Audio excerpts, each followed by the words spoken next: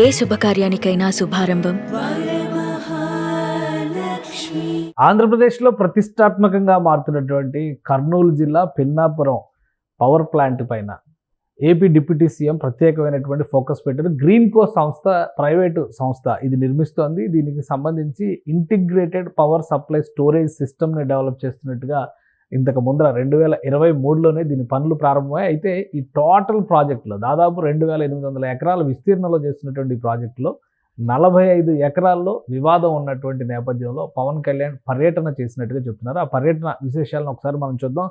Deputy సీఎంఓకి సంబంధించినటువంటి X అకౌంట్లో ఈ వివరాలన్నీ కూడా పొందుపరిచారు. ఆల్రెడీ ఆయన పర్యటన ముగిసింది. అలానే మీడియాతో కూడా మాట్లాడారు. మధ్యాహ్నం కర్నూలు జిల్లా పిన్నాపురం వద్ద ఏర్పాటైనటువంటి ప్రపంచంలోనే అతిపెద్ద Pinnapuram Greenko solar power project. ఇది ఒక పవర్ హౌస్ లాంటిది. సో దీన్ని హెలికాప్టర్ ఏరియల్ వ్యూ చేశారు పవన్ కళ్యాణ్.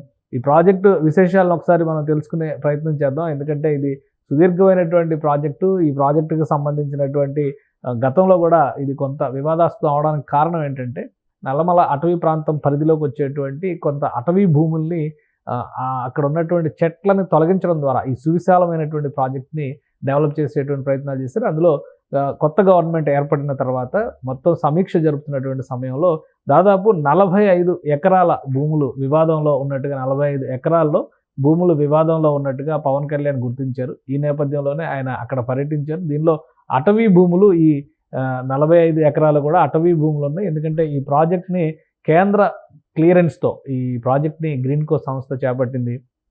అటవీ భూములకి సంబంధించినవి కొంత అందులోకి రావడం, అలానే దాదాపు 900 చెట్లు నరికేయడం ద్వారా ఇక్కడ ప్రాజెక్టుని నిర్మిస్తున్నారనేటువంటి విమర్శలు ఆరోపణలు రావడంతో పవన్ కళ్యాణ్ మొత్తం ఈ ప్రాంతం మొత్తాన్ని కూడా ఏరియల్ సర్వే చేశారు. ఏరియల్ సర్వేలో భాగంగా ప్రాజెక్టు వివిధ దశల్లో జరుగుతున్నటువంటి నిర్మాణ అంశాలను కూడా ఆయన పరిశీలించారు. ఎందుకంటే ఇది ఒక ఇంటిగ్రేటెడ్ పవర్ హౌస్. అంటే హైడ్రో, అలానే విండ్ పవర్, సోలార్ పవర్ ఈ మూడింటిని కూడా ఇంటిగ్రేట్ చేయడం ద్వారా పంప్డ్ ఎలక్ట్రిసిటీని జనరేట్ చేయడం, దాన్ని స్టోర్ చేసి అవసరాలకు తగ్గట్టుగా వినియోగించడం. ఈ ఒక్క పవర్ ప్లాంట్ దాదాపు దేశంలో సగం భాగానికి పవర్ సప్లై చేసేటువంటి కెపాసిటీ ఉంటుంది ఫుల్ లెంత్లో కనుక ఇది పనిచేస్తే. అదేవిధంగా ఇక్కడ వివాదం అందుకున్నటువంటి అంశాలు, వివాదానికి ప్రధానమైనటువంటి కారణంగా కనిపిస్తున్నటువంటి అంశాలను కూడా ఆయన పరిశీలించేటువంటి ప్రయత్నం చేశారు. అందులో భాగంగానే పవన్ కళ్యాణ్ యాత్ర చేశారు. ఎందుకంటే మొత్తం 2800 ఎకరాల విస్తీర్ణంలో ఉన్నటువంటి ప్రాజెక్టు మొత్తాన్ని సందర్శించడం అనేది సాధ్యమయ్యేటువంటి పని కాదు కాబట్టి ఆయన ఏరియల్ వ్యూ చేశారు. ఏరియల్ వ్యూలో ప్రాజెక్టు దాదాపుగా పూర్తిగా వస్తుంది. అంటే ఇప్పుడు పవర్ సప్లైకి సన్నద్ధమవుతున్నటువంటి దశలో ఈ ప్రాజెక్టు ఉంది. అలానే ఈ ప్రాజెక్టుకు సంబంధించి ఇప్పుడు 30,000 కోట్ల రూపాయల ఇన్వెస్ట్మెంట్తో పనులను ప్రారంభించారు. ఇప్పటికే 15,000 కోట్ల రూపాయలు కూడా ఖర్చు చేసినట్టుగా, ఇంకా 12,000 కోట్ల రూపాయలు ఖర్చు చేసేందుకు కావాల్సినటువంటి ప్రణాళికలను సిద్ధం చేస్తున్నట్టుగా పవన్ కళ్యాణ్ తెలిపారు. ఈ 45 ఎకరాల వివాదానికి సంబంధించి కూడా కేంద్ర ప్రభుత్వంతో సమన్వయం చేసుకునేటువంటి క్రమంలో రాష్ట్ర అటవీ శాఖ దీన్ని పర్యవేక్షిస్తుంది. ఆ సమస్యను ఏ విధంగా పరిష్కరించాలి, అలానే ఇంత పెద్ద ప్రాజెక్టు నిర్మాణం చేయడం వల్ల గ్రీన్కో సంస్థ దేశానికి దాదాపు 2 లక్షల కోట్ల ఇన్వెస్ట్మెంట్స్ విదేశాల నుంచి తీసుకొచ్చింది. అందుకని ఈ సంస్థను అప్రిషియేట్ చేస్తున్నాం అంటూనే గతంలో నిర్ణయం తీసుకున్నప్పటికీ కూడా రాష్ట్ర అభివృద్ధికి, రాష్ట్ర ప్రయోజనాలకి ముఖ్యమైనటువంటి ఏ ప్రాజెక్ట్ని కూడా ఉపేక్షించేది లేదు.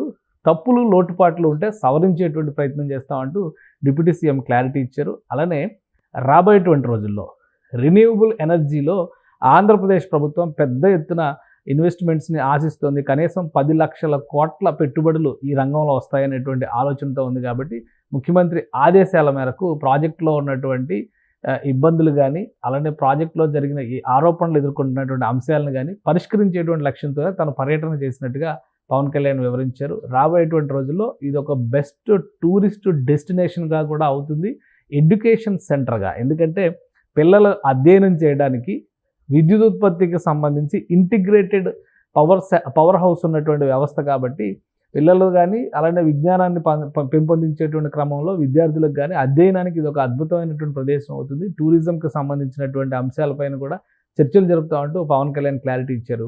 అలానే ఈ ప్రాజెక్టుకి సంబంధించి మరొక ముఖ్యమైనటువంటి అంశం ఏంటంటే రాబోయేటువంటి రోజుల్లో రాష్ట్ర ప్రభుత్వం దీన్ని ప్రతిష్టాత్మకమైనటువంటి ప్రాజెక్టుగా తీసుకోవడంతో పాటు గతంలో కొన్ని ప్రాంతాల్లో ముఖ్యంగా కాకినాడ లాంటి ప్రదేశాల్లో దీనికి అనుబంధమైనటువంటి కొన్ని వ్యవస్థలు కూడా ఏర్పాటు కాబోతున్నాయి. ఇదే తరహా విద్యుత్ ఉత్పత్తి కేంద్రాలను కూడా రాష్ట్ర ప్రభుత్వం ప్రోత్సహించేటువంటి ఆలోచనతో ఉంది కాబట్టి సమగ్ర అధ్యయనం చేస్తున్నట్టుగా ఆయన చెప్పారు. ఇప్పుడు కేవలం 45 ఎకరాల భూమికి మాత్రమే సంబంధించి డిస్ప్యూట్ ఉంది. అది కూడా రెవెన్యూ శాఖ పరిధిలోకి వస్తుందా, అటవీ శాఖ పరిధిలోకి వస్తుందా అనేది, అలానే ఉల్లంఘనలు ఏం జరిగాయి అనేటువంటి అంశం పైన కూడా చర్చలు జరుగుతున్నాయి. కాబట్టి దీనిపైన సమగ్ర అధ్యయనం చేసేందుకే తాను వచ్చానని పవన్ కళ్యాణ్ క్లారిటీ ఇచ్చారు. రాబోయే రోజుల్లో ఈ ప్రాంతాన్ని బేస్ చేసుకుని ఒక టూరిజం రిలేటెడ్ వ్యవస్థలను కూడా ఇక్కడ డెవలప్ చేస్తాం అనేటువంటి మాట పవన్ కళ్యాణ్ చెప్తున్నారు. సో ఓవరాల్గా ఇక్కడ మనం గమనించినప్పుడు గ్రీన్కో సంస్థ ఏర్పాటు చేసినటువంటి ఈ భారీ ప్రాజెక్టు, అలానే గ్రీన్కో సంస్థ మరొకటి నాగార్జున ఫెర్టిలైజర్స్కు సంబంధించి కాకినాడలో ఉన్నటువంటి ఫ్యాక్టరీని టేక్ ఓవర్ చేసి దాన్ని గ్రీన్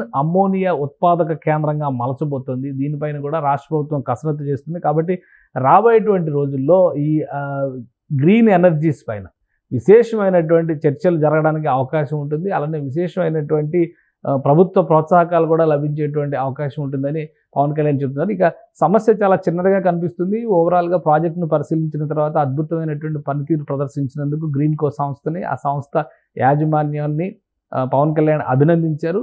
ప్రభుత్వ పక్షాన పూర్తి స్థాయి సహకారం ఇస్తామంటూనే 45 ఎకరాలకు సంబంధించి ఉన్నటువంటి వివాదాస్పద అంశాలన్నింటినీ పరిష్కరించేందుకు అవసరమైతే కేంద్ర ప్రభుత్వాన్ని కూడా సహకారం తీసుకుంటాం అనేటువంటి మాటలు పవన్ కళ్యాణ్ చెప్పారు. ప్రధానంగా ఈ గ్రీన్కో ఏర్పాటు చేస్తున్నటువంటి ఈ విద్యుత్ సంస్థ ఈ ప్రాజెక్టు అటు నంద్యాల జిల్లా, ఇటు కర్నూలు జిల్లా, అంటే ఉమ్మడి కర్నూలు జిల్లా పరిధిలోకి వస్తుంది.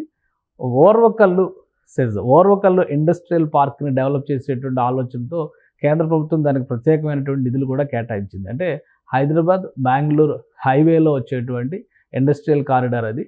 ఓర్వకల్లు ఇండస్ట్రియల్ కారిడార్తో పాటు రాష్ట్రానికి కావాల్సినటువంటి విద్యుత్ సరఫరాని కూడా రాబోయే రోజుల్లో గ్రీన్కో ప్రాజెక్టు ద్వారా అందేటువంటి అవకాశం ఉంటుంది. కాబట్టి పూర్తి స్థాయిలో రాష్ట్ర ప్రభుత్వం సహకరిస్తుందని డిప్యూటీ సీఎం భరోసా ఇచ్చారు.